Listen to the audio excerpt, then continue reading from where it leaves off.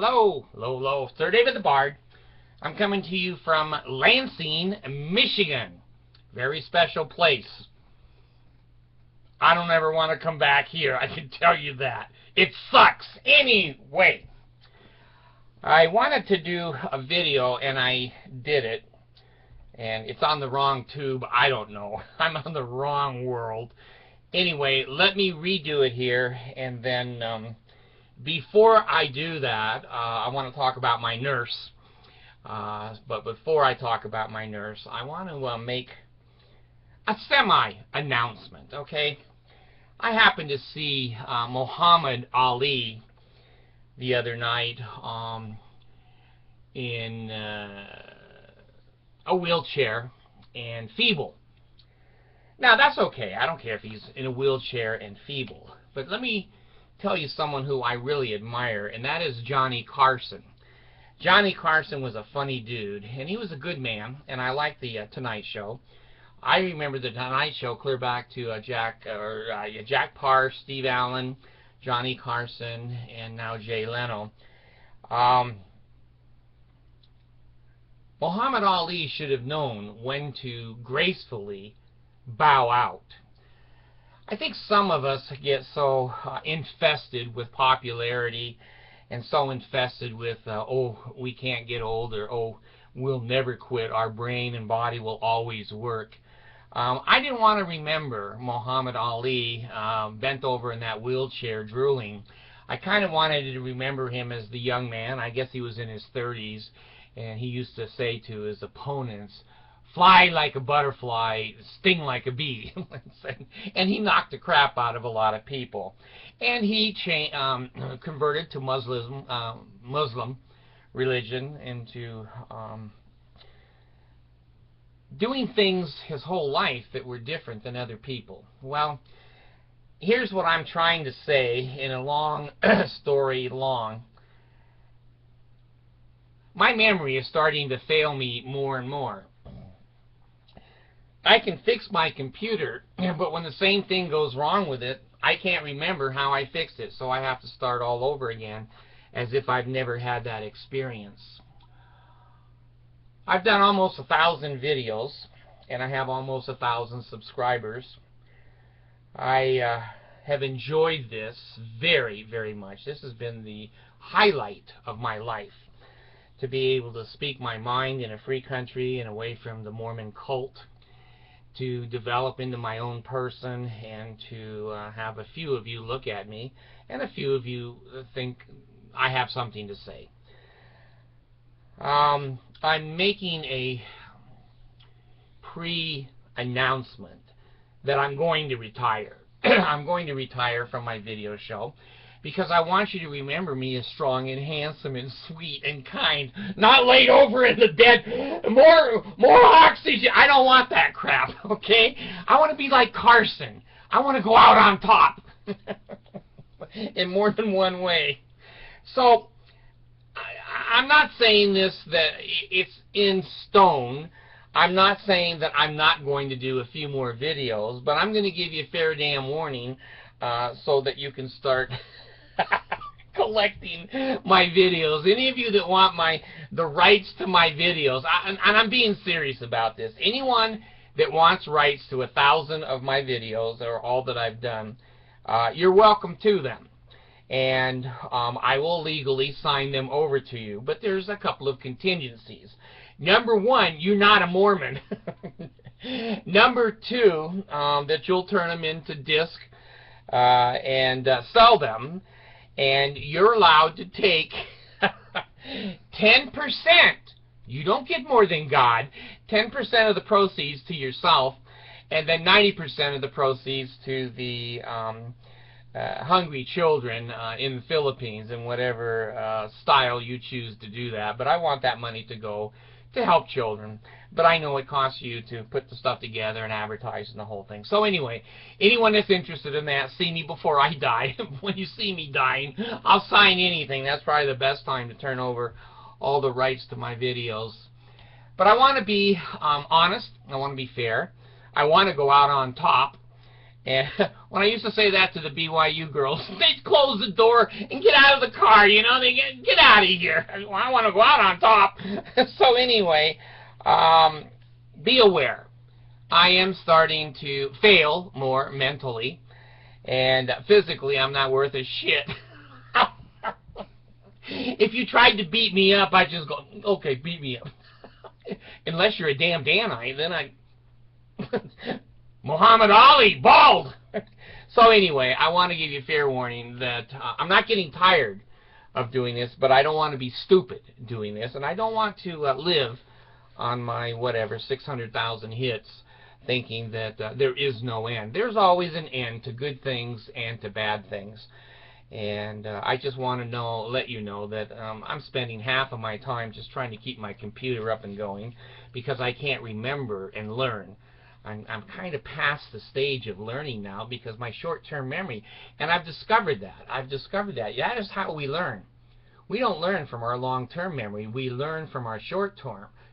So when we try something and fail, we remember it. So we try it again in a different way. Then we remember it. We try it a different way, and then we remember it. I've lost that ability. I can't remember from hour to hour if I've taken my meds, where I live, what my damn name. But I've never forgotten. I don't want to be a Mormon ever again. Now, if you do catch me and you're the Danites and you really want to punish me, make sure you dress me up in the Mormon temple clothes and bury me. The rest of you, capture my ass, throw me in a burning container, and cremate me. Throw me out in the ocean. So anyway, I just want to let you know what's on my mind and why it's there. And I don't want to bore you. If I don't have anything important to say, to me, sometimes it's important to you. Now, let me close with a little story, okay? And you know my nurse, Allison. She's almost 11. In a month or two, she'll be 11. And she has just kept me alive. From the time I had quad bypass 3 years ago, that is the main reason I stayed alive. That little girl has attended me like no other nurse in the world could do. She's done my medications. She's done all of my insulin. She makes me exercise. She criticizes me when I eat the wrong foods. She is like a little angel. She is like a little angel, and I am so happy in this last part of my life to know her. Well, let me tell you something that happened, and hopefully it won't happen again. I have 8 medications that I take every day, and I have those just to stay alive and to be somewhat coherent. So those are put in a little, you've seen those plastic boxes where they line them up Monday through Friday, because I can't remember shit. If I look in there and Tuesday's gone, I assume I took Tuesday. So I'll call her in and I'll say, Allison, could you help me with my meds? Sure, she'll come in. Well, she fills that bar with my meds once a week. It holds 7 days, and she knows the meds.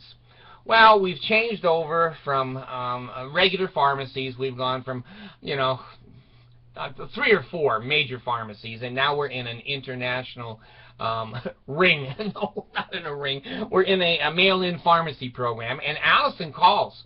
She calls all the pharmacies. She does all the meds. She gives them the name, the address, the number. She reads the credit card. That little 11-year-old is an angel. She has kept me alive. And I can't tell you how much I appreciate that. And I'll probably turn my show over to her. We've talked a little bit about it, and she's getting close to wanting to take it over. She likes being on TV. So anyway, she was doing my meds yesterday, day before yesterday, and she says, now, Dad, there's 8 every day, right? And I said, yeah, you know that. She says, well, we've ordered 3 or 4 from the pharmacy, 5 or 6 from the mail people. It's starting to get a little confusing. And she says, we need to get this one refilled. Well, I looked at it with my glasses, and it's Valium, diazepam. Now, when I was a Mormon, I took a lot of diazepam. I was its #1 person. I knew I started out at 2.5 milligrams, 5 milligrams, and then finally to 10. And I admit, and I'm not proud of it, but I'm not ashamed of it either. because in the Mormon Church, that is what is the word? Not migratory. It's mitigating.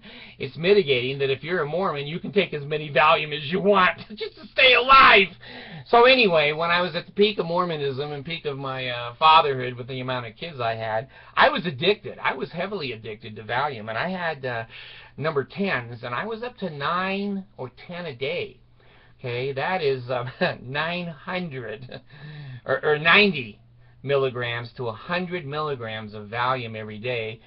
And that was just normal for me. And you know Valium has a half-life, so the more you take, the more you have to take, and it can be very addictive.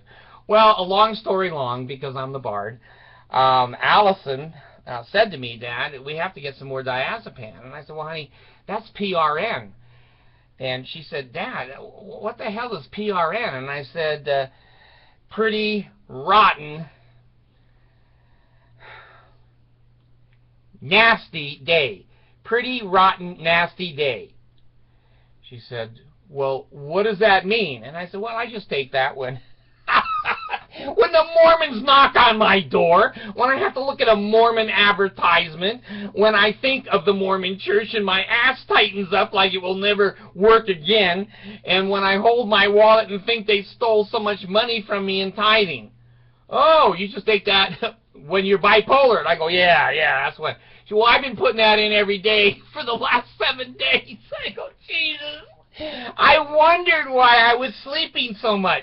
I wondered why I was so happy. I wondered why I was so agreeable. And God, even my ex-wives want to come back and sleep with me. So I said, honey, you screwed up, but in a good way. You made Daddy very happy. You're Daddy's little girl. Don't put Valium back into my boxes there.